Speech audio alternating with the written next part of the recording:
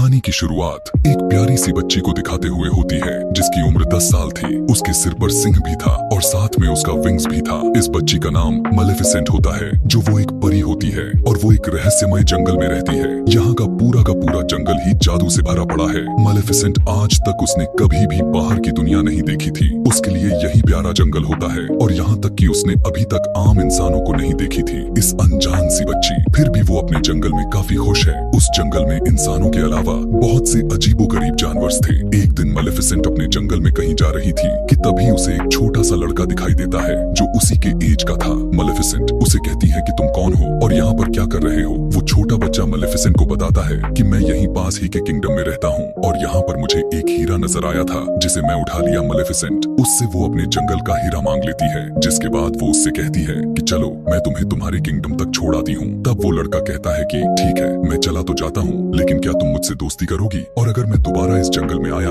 तो क्या हम खेल सकते हैं। तब मलेफिसेंट कहती है कि यह जादुई जंगल है इसलिए तुम्हारा यहाँ पर आना ठीक तो नहीं है, लेकिन इस बात के लिए सोचेंगे। अब जाने से पहले दोनों हैंडशेक करते हैं। तब मलेफिसेंट को कुछ करंट जैसा लगता है, वो इसलिए क्योंकि उस लड़के के पहने गए लोहे की रिंग से लगा था। मलेफिसेंट उसे बताती है कि लोहा परियों को जला देता है, तो आइंदा अगली बार आना तो इसे पहनकर मत आना। इसके बाद वो लड़का अपने किंगडम में वापस चला जाता है, लेकिन जो किंगडम से वो बच्चा आया था वो किंगडम इस किंगडम पर कब्जा करना चाहता था और इस लड़के के माता पिता भी जिंदा नहीं थे। लेकिन इसी के साथ इन दोनों में काफी अच्छी दोस्ती हो गई थी और इन दोनों को ऐसा फील ही नहीं होता कि ये दोनों एक दूसरे दुश्मन किंगडम से हैं। ये दोनों एक साथ खेलते रहे और इसी के तरह कई साल गुजर जाते हैं। वो लड़का हर रोज यहाँ आता और दोनों साथ में मिलकर खेलते रहते और इसी के साथ काफी दिन गुजर जाते हैं और दोनों 16 साल के हो गए थे और एक दूसरे को पसंद करने लगे थे। मलेफिसेंट को लगता था कि इंसान परियों के दुश्मन नहीं है, वो बहुत अच्छे होते हैं। उसे ये भी नहीं पता था कि उनमें ग्रिड यानी लालच भी होती है। एक दिन मलेफिसेंट सोचने लग जाती है कि उस लड़के को आए हुए काफी दिन गुजर गए हैं और उसे उस लड़के की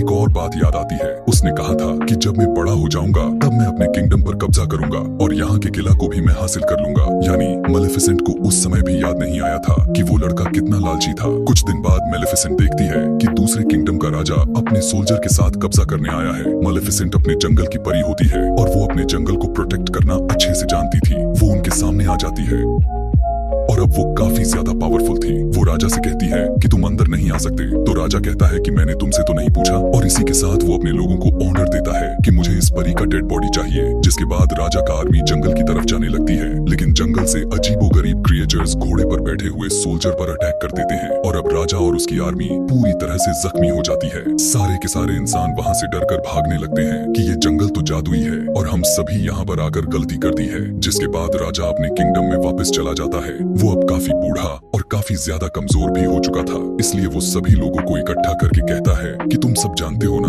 कि उस जंगल में कितना ज्यादा खजाना है और मैं शुरू से चाहता था कि हम उस जंगल पर कब्जा करेंगे, लेकिन अब मेरी इतनी बुरी हालत को देखकर नहीं लगता है कि मैं वहाँ पर जाकर लड़ सकता हूँ। लेकिन अब मैं तुम सभी से एक वादा करता हूँ कि जिसने भी उस मलेफिसेंट को मार दिया मैं उसकी शादी अपनी बेटी से कर दूंगा। तभी उनमें से एक लड़का बाहर निकल कर आता है और कहने लगता है कि मैं जाऊंगा वहाँ पे, और ये वही लड़का होता है जो मलेफिसेंट के साथ जंगलों में खेला करता था, जिसका नाम स्टीफेन। जिसके बाद स्टीफेन कई साल बाद जंगल में मलेफिसेंट से मिलने के लिए जाता है। मिलने पर मलेफिसेंट उससे पूछती है कि इतने अरसे तुम कहाँ थे, तुम्हें जरा भी ख्याल नहीं आया हमारी दोस्ती का। तब स्टीफेन कहता है कि मुझे माफ कर दो, मैं अपने राजा के कामों के काफी घुल मिल गया था, लेकिन मैं तुम्हें आज तक नहीं भूला और आज भी मैं तुम्हें यही बताने आया हूँ कि मेरा किंगडम का राजा तुम्हें मारना चाहता है, इसीलिए मैं तुम्हारी प्रोटेक्शन यानी तुम्हारी हिफाजत के लिए ही आया हूँ। और आपस में बातें करने लगते हैं। मलेफिसेंट उससे कहती है कि मैंने तुम्हें माफ किया। अब यहाँ पर उसे तो बिल्कुल भी नहीं पता था कि इंसान किस कदर बुरे होते हैं और यह कहते हुए वो उस पर यकीन कर लेती है।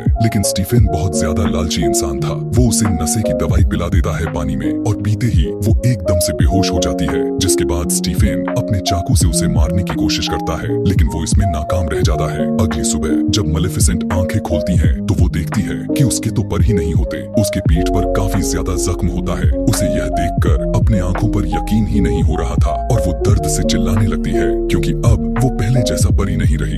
दूसरी तरफ हम देखते हैं कि स्टीफन मेलेफिसेंट का पर्ल लेकर उसी राजा के पास जाता है और कहता है कि मैंने किया हुआ वादा पूरा कर दिया। इस काम से राजा काफी खुश हो जाता है और वो उसे इस किंगडम का राजा बना देते हैं। दूसरी तरफ जंगल में हमें मेलेफिसेंट दिखाई जाती है जो कि काफी उदास थी क्योंकि अब वो उड़ नहीं सकती थी। वो एक जंगल में जा रही होती है, तब वो देखती है कि एक शिकारी एक कौवे को मारने वाला था। उसे यह देखकर रहा नहीं जाता, इसलिए वो फौरन उस कौवे को इंसान बना देती है। वो शिकारी डर कर वहाँ से भाग जाता है। वो कौवा मेलेफिसेंट के पास आकर थैंक्स बोलता है और पूछने लगता है कि आपने ऐसा क्यों किया। तब मेलेफिसेंट कहती है कि मैं नहीं बता सकती, बस ऐसे ही। तब वो कौवा यानी आदमी कहता है कि अब मैं सारी जिंदगी आपका गुलाम रहूंगा। आप जो मुझसे कहेंगी मैं वो हर बात मानूंगा, क्योंकि वो इंसान बनने पर काफी खुश होता है। मेलेफिसेंट भी इस बात से काफी खुश होती है और उसका नाम डेविल रखती है। तब डेविल सिर्फ मेलेफिसेंट को इन्फॉर्मेशन ला कर देता था। मेलेफिसेंट को यहाँ पर पता चलता है कि स्टीफन ने सिर्फ और सिर्फ राजा बनने के लिए ही उसका पर कटा था, इसलिए वो अब इंसानों से नफरत करने लगती है और उसका ट्रस्ट इंसानों से खत्म हो जाता है। अगले सीन में हम देखते हैं उस किंगडम में स्टीफन का राजा के बेटी के साथ शादी हो जाती है, जिसके बाद उसकी एक बेटी भी पैदा होती है।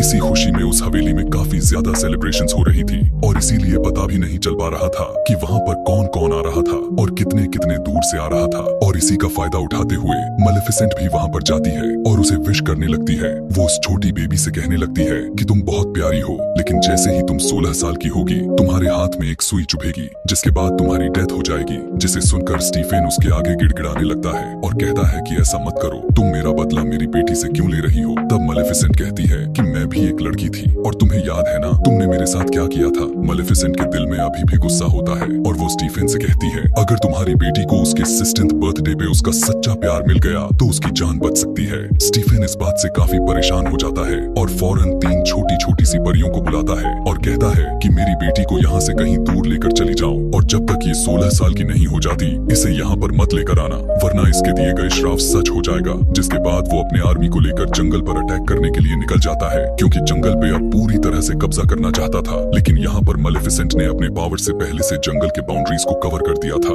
और अब कोई भी इंसान उस जंगल में नहीं आ सकता था। आगे हम देखते हैं उस प्रिंसेस को जिसका नाम अरोरा था, जो स्टीफन की बेटी भी होती है। वो तीनों परियां उसे लेकर बहुत दूर चली जाती हैं, लेकिन मेलेफिसेंट को पता था कि आखिर वो कहाँ पर है। जब वो उसके पास जाकर उसे डराने की कोशिश करती है, लेकिन वो छोटी बच्ची रोने की जगह हंसने लगती है। उसे ऐसा करते हुए देखकर उसे काफी अच्छा लगने लगता है। वो पिघलने लगती है क्योंकि मेलेफिसेंट एक अच्छी परी थी।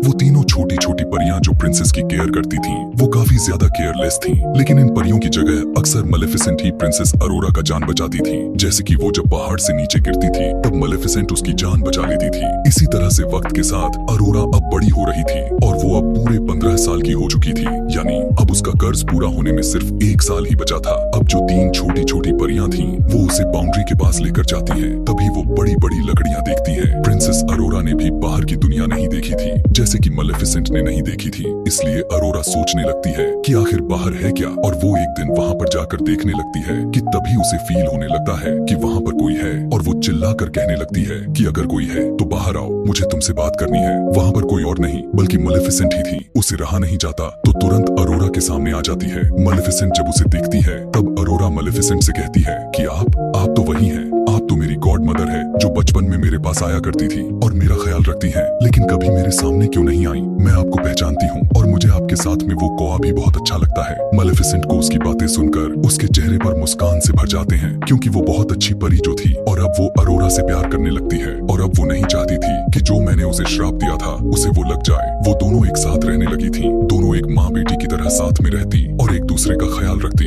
एक दिन जब प्रिंसेस अरोरा सो रही थी तब मेलेफिसेंट उसके पास आकर अपने श्राप को वापस लेने की कोशिश करती है, लेकिन अब उसे पता चलता है कि इतने सालों पहले के दिए गए श्राप अब उसे वापस नहीं किया जा सकता। और इसी बात को लेकर मेलेफिसेंट काफी परेशान भी थी, क्योंकि उसका 16वां बर्थडे आने ही वाला था। इसलिए अब वो दुआ करने लगती है कि जल्द ही इसे इसका सच्चा प्यार मिल जाए ताकि उसकी यह कर्ज रिवर्स हो जाए। सुबह में हम देखते हैं कि जंगल में मेलेफिसेंट और अरोरा दोनों बातें कर रही होती हैं। प्रिंसेस अरोरा मेलेफिसेंट से पूछती है कि आपके पर कहाँ गए? यहाँ पर सारी परियों के पर होते हैं लेकिन आपकी तो नहीं है। उसकी बात सुनकर मेलेफिसेंट कहती है कि मेरे भी पर हुआ करते थे, लेकिन किसी इंसान ने उसे मुझसे छीन लिया। जिसने छीना मैं उनके साथ बहुत खुश थी। मैं आसमान में बहुत ऊंचा उड़ा करती थी और मुझे वो काफी याद भी आते हैं। और वो इस बात को कहते हुए काफी इमोशनल भी हो जाती है। तब प्रिंसेस अरोरा उसे चुप कराती है और कहती है कि आप परेशान ना हो, मेरा कल 16th बर्थडे है। मैं उन तीनों परियों से जिसने मेरा देखभाल करती है, मैं उनसे इजाजत लेकर आपके पास रहने आ जाऊंगी।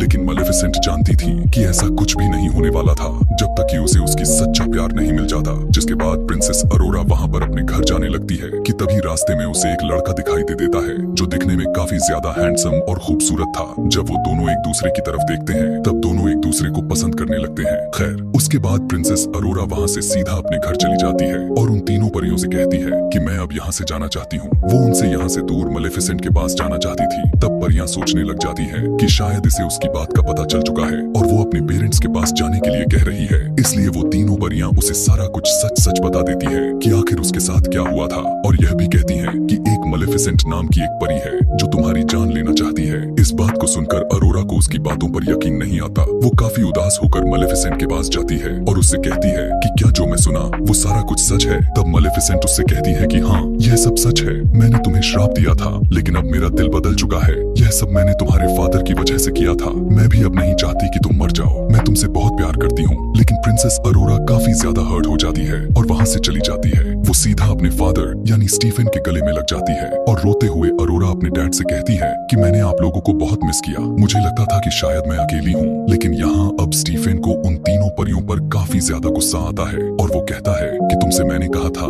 कि इसे उसके 16th बर्थडे के एक दिन बाद लेकर आना था, तो एक दिन पहले क्यों लेकर चले आए? और उसका कर्ज पूरा भी होने वाला था। और वो अपने आर्मी से कहता है कि उसे एक कमरे में बंद कर दो जहाँ पर उसके पास कोई भी ना जा पाए। लेकिन वो राजा कर्ज को यानी उस श्राप को रोक थोड़ी सकता था। और अब जैसे ही प्रिंसेस अरोरा का 16th बर्थडे आता है तो कर्ज के असर में प्रिंसेस अरोरा खुद वहाँ पर चली जाती है जहाँ पर स्पिनिंग व्हील्स पड़े होते हैं और उन पर सुइयां लगी होती हैं। वो कर्ज की वजह से उस सुई को टच कर लेती है और अचानक से बेहोश होकर गहरी नींद में चली जाती है। राजा बहुत ज्यादा परेशान होकर रोने लगता है क्योंकि अब उसकी बेटी गहरी नींद में जो थी और अब वो कभी भी उठने वाली नहीं थी। अगले सीन में हम मेलेफिसेंट को देखते हैं जो अरोरा की बात को लेकर काफी दुखी थी और वो उसी लड़के को अपने पास बुलाती है जो उस दिन प्रिंसेस अरोरा को रास्ते में मिला था। मेलेफिसेंट को लगता है कि हो सकता है कि शायद ये दोनों एक दूसरे को पसंद करने लगे हों और अगर यह लड़का प्रिंसेस अरोरा को मिल जाए तो शायद प्रिंसेस अरोरा नींद से उठ जाए। इसलिए वो मेलेफिसेंट उस लड़के को बेहोश करके उस जगह पर लेकर जाती है जहाँ पर प्रिंसेस अरोरा गहरी नींद में सो रही थी। अब यहाँ पर जो छोटी छोटी परियां स्टीफन राजा के पास आकर कहती हैं कि आप प्रिंसेस अरोरा के माथे पर किस करें, शायद इससे वो जाग जाए। आप तो उसके पिता है और आप भी तो उससे प्यार करते हैं, या हो सकता है आप ही उसका सच्चा प्यार हो। तब स्टीफन गुस्से में आकर उन तीनों परियों से कहता है कि नहीं, मैं कभी भी किसी का सच्चा प्यार तो बिल्कुल नहीं हो सकता। मैंने ही मेलेफिसेंट को धोखा दिया और वही वजह है जो यह सब मेरी बेटी के साथ हो रहा है। और अब जब मेलेफिसेंट लड़के को लेकर यहाँ पर आती है तब वो लड़का वो उसके पास जाकर उसे देखने लगता है।